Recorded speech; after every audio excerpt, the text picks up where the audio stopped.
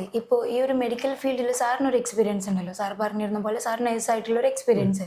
ഇനിയിപ്പോൾ പുതിയതായിട്ട് ആരെങ്കിലും മെഡിക്കൽ കോഡിങ്ങിലേക്ക് വരാണെങ്കിൽ അവരുടെ ബാക്ക്ഗ്രൗണ്ടിൽ ഈ മെഡിക്കൽ ഫീൽഡ് ഉണ്ടാവണമെന്ന് നിർബന്ധമുണ്ടോ? അപ്പോൾ ആ ഒരു പീരീഡിൽ അബ്ദു സാർക്ക് കിട്ടിയ എക്സ്പീരിയൻസുകൾ ഈ ഒരു മെഡിക്കൽ കോഡിങ് ഈ ഒരു ഫീൽഡിലേക്ക് എങ്ങനെയാണ് സാർ കണക്ട് ചെയ്തത്? ഇപ്പം ഈ മെഡിക്കൽ കോഡിങ്ങിലേക്ക് വരുമ്പോൾ എക്സ്പീരിയൻസ് ഒന്നും ഇല്ലാത്തൊരു ഫ്രഷർ ആണെങ്കിൽ അവരത് എങ്ങനെയായിരിക്കും എഫക്റ്റ് ചെയ്യുക ഈ ഒരു ഫീൽഡിലേക്ക് ഇറങ്ങുമ്പോൾ? അപ്പം അങ്ങനെയുള്ള ഒരുപാട് ഇൻസിഡൻസ് ഫേസ് ചെയ്തിട്ടുണ്ട്. അപ്പം അത് മാത്രമല്ല, ത്രൂ ഔട്ട് ഈ അവിടെ നിന്ന് 2 വർഷവും ഒരുപാട് കാര്യങ്ങൾ ഇനീഷ്യൽ ലെവലിൽ പഠിച്ച് എക്സ്പീരിയൻസ് ഗെയിൻ ചെയ്തിട്ട് തന്നെയാണ് എന്ത് ചെയ്തത് നമുക്കതിലൂടെ ലേൺ ചെയ്യാൻ പറ്റിയത്. അന്ന് ഞാൻ അവിടെ നിന്ന് സ്റ്റോപ്പ് ചെയ്തിട്ട് പോരുകയാണെങ്കിൽ കിട്ടിയ എന്താ പറയുക പ്രഷറാണ്, എന്നെ കൊണ്ട് പറ്റില്ല എന്ന് പറഞ്ഞ് പോരുകയാണെങ്കിൽ ഞാൻ അവിടെ എൻ്റെ കരിയർ അവിടെ എന്തായിരുന്നു stop ആവുമായിരുന്നു.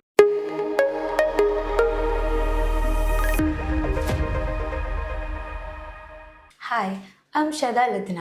I am with Abdu sir. പൊതുവെ ഏതൊരു ഫീൽഡിൽ വർക്ക് ചെയ്യുമ്പോഴും ചില ആളുകൾ സാധാരണയായി എക്സ്പീരിയൻസ് ചെയ്യാറുള്ള കുറച്ച് കാര്യങ്ങളാണ് over work pressure, stress, tension എന്നിവയുള്ള കാര്യങ്ങൾ. അത്തരത്തിലുള്ള കാര്യങ്ങൾ മെഡിക്കൽ കോഡിങ്ങിലോട്ട് വരുമ്പോൾ എങ്ങനെയാണ് ഹാൻഡിൽ ചെയ്യാറുള്ളത്?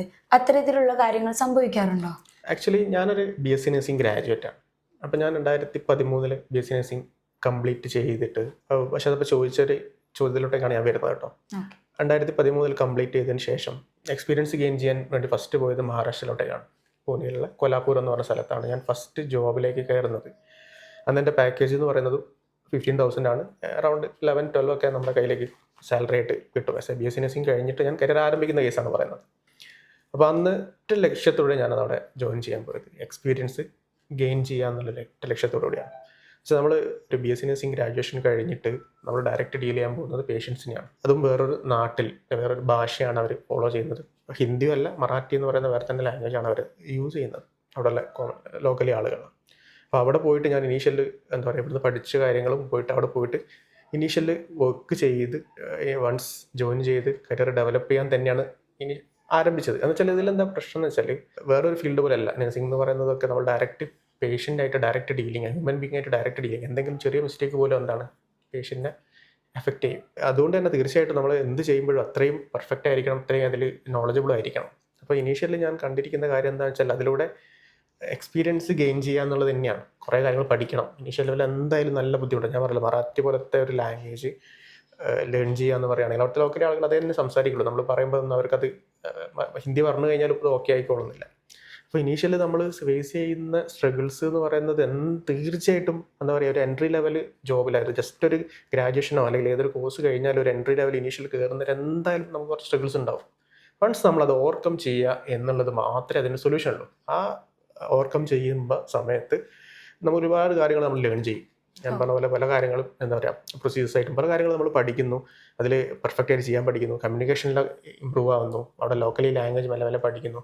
ഒരുപാട് മിസ്റ്റേക്ക് എന്നാണ് പല കാര്യങ്ങളും നമ്മൾ ലോക്കലി എന്ന് പറയുന്നത് നമ്മൾ കമ്മ്യൂണിക്കേറ്റ് ചെയ്യുന്ന സമയത്ത് ഒരുപാട് മിസ്റ്റേക്ക് ഉണ്ടാവും.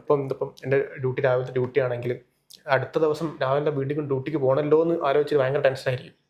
പക്ഷെ നമുക്കെന്താ അവിടെയുള്ള ആളുകളെ അറിയില്ല, എന്താ പറയുക ഇപ്പോൾ പ്രൊസീജിയേഴ്സ് കാര്യം എന്താ പറയുക എല്ലാം പഠിച്ചു വരുന്നേ ഉള്ളൂ. എല്ലാവരും ഫിനിഷ്യലിൽ നമ്മൾ ആ ഒരു സിസ്റ്റം ഭയങ്കര ബുദ്ധിമുട്ടാണ്. ഭയങ്കര ബുദ്ധിമുട്ടാൽ ഭയങ്കര സ്ട്രെസ് മീൻസ് അത് അതിലൂടെ തന്നെ നമ്മൾ ഇനീഷ്യലി കടന്നു പോവുക. അപ്പം ഞാൻ മുന്നേ നമ്മളൊരു വീഡിയോയിൽ ഞാൻ പറഞ്ഞിട്ടുണ്ട്, വാർഡിൽ റൗണ്ട്സ് ഡോക്ടേഴ്സ് റൗണ്ട്സിന് വരുന്ന സമയത്തൊക്കെ അവർ ഈ കമ്മ്യൂണിക്കേഷൻ നടത്തുന്നത് ഇങ്ങനെയുള്ള ലാംഗ്വേജിലൂടെയാണ്. പല കാര്യങ്ങളും നമുക്ക് മനസ്സിലാവില്ല. അവർ ഡയറക്റ്റ് ഫോൺ വരുന്ന സമയത്ത് ജസ്റ്റ് ഫോൺ എടുത്തു കഴിഞ്ഞാൽ ഇവിടെ നമ്മുടെ സറൗണ്ടിങ്സിൽ അവിടുത്തെ കോളി സ്റ്റാഫ് വേറെ ആരും ഇല്ലെങ്കിൽ നമ്മൾ ജസ്റ്റ് ഫോൺ എടുത്താൽ പോലും അതിലൂടെ അപ്പുറത്ത് ആൾ സംസാരിക്കുന്നത് നമുക്ക് ചിലപ്പോൾ മനസ്സിലായിക്കൊള്ളുന്നില്ല. ഞാനുള്ള ഒരുപാട് പൊട്ടത്തരങ്ങൾ നമ്മൾ അവിടെ ചെയ്ത് കൂട്ടിയിട്ടുണ്ട്. ഞാനത് മുന്നത്തെ വീഡിയോയിൽ അത് പറഞ്ഞിട്ടുണ്ട്. സിനാരിയോ തന്നെ ഞാൻ വേണമെങ്കിൽ പറയാം. അതായത് അപ്പുറത്തെങ്കിലും ഫോൺ വന്ന സമയത്ത് ഞാൻ ഫോൺ എടുത്തു. ആദ്യം റിങ് ചെയ്തപ്പോൾ ഞാൻ ഫോൺ എടുത്തില്ല. എന്തായാലും എടുത്തു കഴിഞ്ഞാൽ പ്രശ്നമാകുന്നുള്ളതുകൊണ്ട് ഞാൻ ഫോൺ എടുത്തില്ല. രണ്ടാമത് റിങ് ചെയ്തപ്പോൾ എടുക്കേണ്ടി വന്നു. എൻ്റെ സറൗണ്ടിങ്ങിൽ എൻ്റെ കൊളീഗ്സ് ആരും അന്നേരം അവിടെ അവൈലബിൾ അല്ലായിരുന്നു. ഡോക്ടേഴ്സിൻ്റെ റൗണ്ട്സ് അറ്റൻഡ് ചെയ്യായിരുന്നു. അപ്പോൾ ആൾ വിളിച്ചിട്ട് ചോദിച്ചു, നവീൻ ബ്രദർ അല്ലേ എന്നാണ് ചോദിക്കുന്നത്.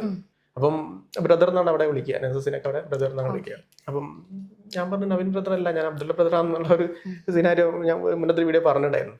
അപ്പം നവീൻ ബ്രദർ എൻ്റെ അവിടുത്തെ ലാംഗ്വേജിൽ ഇത് കണ്ടിട്ട് അവർ ചോദിക്കുകയാണ്, പുതിയ ആൾ. നവീൻ എന്ന് വെച്ചാൽ പുതിയ എന്നുള്ള മീനിങ് ആണ്. ആളെന്നുള്ളതാണ് അവർ ചോദിക്കുന്നത്. അപ്പം അതും ഞാൻ നവീൻ ബ്രദറല്ല, ഞാൻ അബ്ദുള്ള ബ്രദറാന്നുള്ള ഒരു സിനാരിയോ അവിടെ പറഞ്ഞത്. അപ്പം അങ്ങനെയുള്ള ഒരുപാട് ഇൻസിഡൻസ് ഫേസ് ചെയ്തിട്ടുണ്ട്. അപ്പം അത് മാത്രമല്ല, ആ ഒരു ത്രൂ ഔട്ട് ഈ അവിടെ നിന്ന് 2 വർഷവും ഒരുപാട് കാര്യങ്ങൾ ഇനീഷ്യൽ ലെവലിൽ പഠിച്ച് എക്സ്പീരിയൻസ് ഗെയിൻ ചെയ്തിട്ട് തന്നെയാണ് എന്ത് ചെയ്തത് നമുക്കതിലൂടെ ലേൺ ചെയ്യാൻ പറ്റിയത്. ഓക്കെ. അപ്പോൾ ആ ഒരു പീരീഡിൽ അബ്ദു സാർക്ക് കിട്ടിയ എക്സ്പീരിയൻസുകൾ ഈ ഒരു മെഡിക്കൽ കോഡിംഗ് ഈ ഒരു ഫീൽഡിലേക്ക് എങ്ങനെയാണ് സാർ കണക്ട് ചെയ്തത്? ഞാൻ പറഞ്ഞില്ല 2 വർഷമാണ് ഞാൻ അവിടെ വർക്ക് ചെയ്തത്. ഓക്കെ. അപ്പോൾ 2 വർഷത്തിൽ അവിടെ വർക്ക് ചെയ്ത സമയത്ത് ജോബ് കരിയർ ആരംഭിച്ചിട്ട് നമ്മളൊരു ജോബിലോട്ട് കയറുന്ന ആ ഒരു ഫേസ് നമ്മൾ ലേണിംഗ് ഫേസ്, അതൊരു കണ്ടിന്യൂഷൻ ഫേസ് ആയിട്ട് തന്നെയാണ് കാണുന്നത് അല്ലേ. നമ്മളിപ്പോൾ ഒരു ഷോർട്ട് ടേം കോഴ്സ് അല്ലെങ്കിൽ ഒരു ഗ്രാജുവേഷൻ അല്ലെങ്കിൽ എന്താ പറയുക ഒരു പ്രൊഫഷണൽ കോഴ്സ് കഴിഞ്ഞു, അത് കഴിഞ്ഞിട്ട് ഡയറക്റ്റ് നമ്മൾ ജോബിലോട്ടേക്കാണ് പോകുന്നത്. അതെ. ആ ജോബിലോട്ടേക്ക് കയറി കഴിഞ്ഞാലും ഇനീഷ്യൽ ലെവലിൽ നമ്മൾ വലിയ ആളൊന്നും അല്ല അതിൽ അല്ലെ. ജസ്റ്റ് ആ കോഴ്സ് കംപ്ലീറ്റ് ചെയ്തു അല്ലെങ്കിൽ ആ പ്രൊഫഷണൽ കോഴ്സ് എന്താണോ അത് കംപ്ലീറ്റ് ചെയ്ത ആളാണ്. അപ്പം അവിടെ നിന്ന് ഇനീഷ്യൽ ലെവലിൽ കുറേ കാര്യങ്ങൾ ലേൺ ചെയ്യാൻ ആരംഭിക്കുന്നു, പുതിയ കാര്യങ്ങൾ.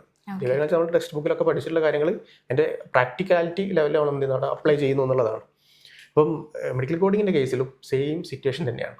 നമ്മൾ പഠിച്ചിരിക്കുന്ന കാര്യങ്ങൾ നമുക്കവിടെ പോയിട്ട് എന്താ പറയുക പ്രസൻറ്റ് ചെയ്യണം, അല്ലെങ്കിൽ അത് വർക്കൗട്ട് ചെയ്തിട്ടാണ് മുന്നോട്ടേക്ക് പോകാനുള്ളത്. അപ്പോൾ ഇനീഷ്യൽ ലെവലിൽ എന്താ പറയുക നമ്മൾ ഒരു കമ്പനിയിലോട്ടേക്ക് സെലക്ട് ആയി അല്ലേ. അതിപ്പോൾ ഏത് കമ്പനി ആണെങ്കിലും ഒരു കമ്പനി സെലക്ട് ആയി വിചാരിക്കുക. സെലക്ട് ആയി കഴിഞ്ഞാൽ ആ ഒരു കമ്പനിയിലോട്ടേക്ക് നമ്മൾ പോയി അവിടെ ജോയിൻ ചെയ്തു. ഇനീഷ്യൽ ലെവലിൽ കമ്പനി ഓരോ ട്രെയിനിങ് ഉണ്ടാവും. ഇപ്പോൾ ഒരു മാസം കഴിഞ്ഞാൽ 1.5 മാസം കഴിഞ്ഞാൽ MSc ഉണ്ടാവും, മിനിമം സ്കിൽ ഇവാലുവേഷൻ ഉണ്ടാവും. അതിലൊക്കെ നമുക്ക് നല്ല പെർഫോമൻസ് നമ്മൾ കാഴ്ചവെക്കുക എന്നുള്ളത് നമുക്കതിൽ ചെയ്യാനുള്ളൂ. ഏറ്റവും നമ്മൾ പഠിച്ചിരിക്കുന്ന കാര്യങ്ങൾ ഈ ഒരു 3 മന്തിൽ മെഡിക്കൽ കോഡിങ്ങിൻ്റെ കേസിൽ അതാണ് 3 മന്തിൽ നമ്മൾ പഠിച്ചിരിക്കുന്ന കാര്യങ്ങളിലേക്ക് അത് മാക്സിമം അവിടെ ഔട്ട്പുട്ട് ആക്കിയിട്ട് നമ്മൾ എന്ത് ചെയ്യുക, ട്രെയിനിങ്ങിലും എല്ലാം അത് കാണിക്കുക എന്ന് മാത്രമല്ല നമ്മൾ മുന്നോട്ടേക്ക് അത് ട്രെയിനിങ്ങിൻ്റെ ഓരോ ലെവൽ നമ്മൾ പറയാറുണ്ട്. ആ ലെവലൊക്കെ കംപ്ലീറ്റ് ചെയ്ത് മുന്നോട്ട് പോകുന്ന സമയത്ത് മിനിമം സ്കിൽ ഇവാലുവേഷൻ എന്ന് പറയുന്ന ഇവാലുവേഷൻ അവരുടെ കമ്പനി ഓറിയൻറ്റഡ് ഇവാലുവേഷൻ ചാർട്ടുണ്ട്. അപ്പോൾ അത് ക്രോസ് ചെയ്യുക എന്നുള്ളതാണ് നമ്മളെ ഏറ്റവും ഇനീഷ്യലായിട്ട് പല കമ്പനികളായിട്ടും എന്താ പറയുക അല്ലെങ്കിൽ നമുക്കൊരു ടാർഗറ്റായിട്ട് വരുന്നത്.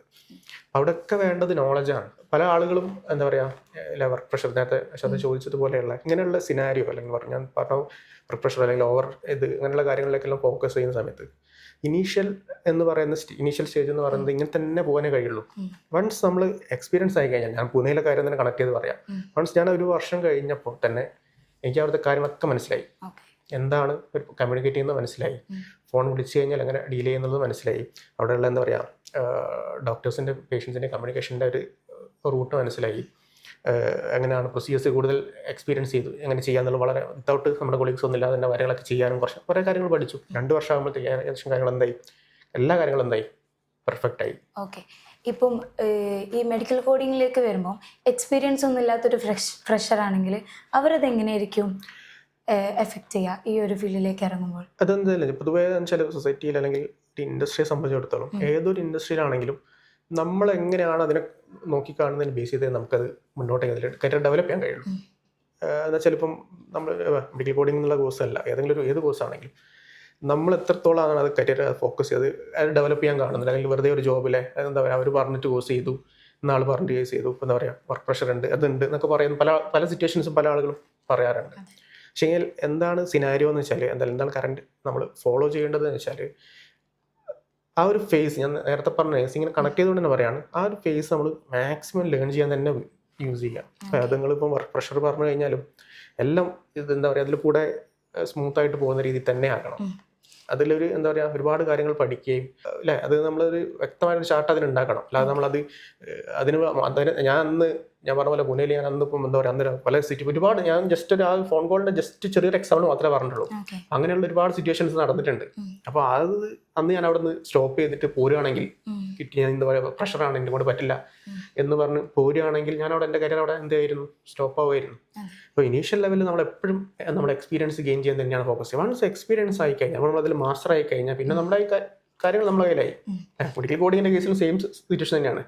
എക്സ്പീരിയൻസ് ആയി കഴിഞ്ഞാൽ നമുക്ക് എങ്ങോട്ട് എന്ത് ചെയ്യാം, ജമ്പ് ചെയ്യാം. അതെ. ഇപ്പോൾ ഈ ഒരു മെഡിക്കൽ ഫീൽഡിൽ സാറിനൊരു എക്സ്പീരിയൻസ് ഉണ്ടല്ലോ, സാർ പറഞ്ഞിരുന്ന പോലെ സാർ നഴ്സായിട്ടുള്ളൊരു എക്സ്പീരിയൻസ്. ഇനിയിപ്പോൾ പുതിയതായിട്ട് ആരെങ്കിലും മെഡിക്കൽ കോഡിങ്ങിലേക്ക് വരാണെങ്കിൽ അവരുടെ ബാക്ക്ഗ്രൗണ്ടിൽ ഈ മെഡിക്കൽ ഫീൽഡ് ഉണ്ടാവണമെന്ന് നിർബന്ധമുണ്ടോ? മെഡിക്കൽ കോഡിങ്ങിൻ്റെ കേസിൽ ഞാനൊരു BSc നഴ്സിംഗ് ഗ്രാജുവേറ്റ് ആണ്. നമ്മുടെ ഇൻഡസ്ട്രിയിലോട്ടേക്ക് വരുന്ന കുട്ടികളെല്ലാം NE ഗ്രാജുവേറ്റ്സ് എന്നാണ് ഇതിലോട്ടേക്ക് വരുന്നത്. നമ്മുടെ ക്വാളിഫിക്കേഷൻ അല്ല, എനിക്ക് ഗ്രാജുവേഷൻ ഈസ് മാൻഡേറ്ററി ആണ്. അതല്ലാതെ ഇന്ന സ്പെസിഫിക് ക്വാളിഫിക്കേഷൻ എന്നുള്ളതല്ല. നമ്മൾ മെഡിക്കൽ കോഡിങ്ങിലൊക്കെ ക്രെഡൻഷ്യൽ സർട്ടിഫിക്കേഷൻ കൂടെ അതിനോട് ആഡ് ഓൺ ചെയ്ത് കഴിഞ്ഞാൽ ഒരു എൻട്രി ലെവൽ ജോബ് കിട്ടുന്നതിൽ യാതൊരു ബുദ്ധിമുട്ടില്ല.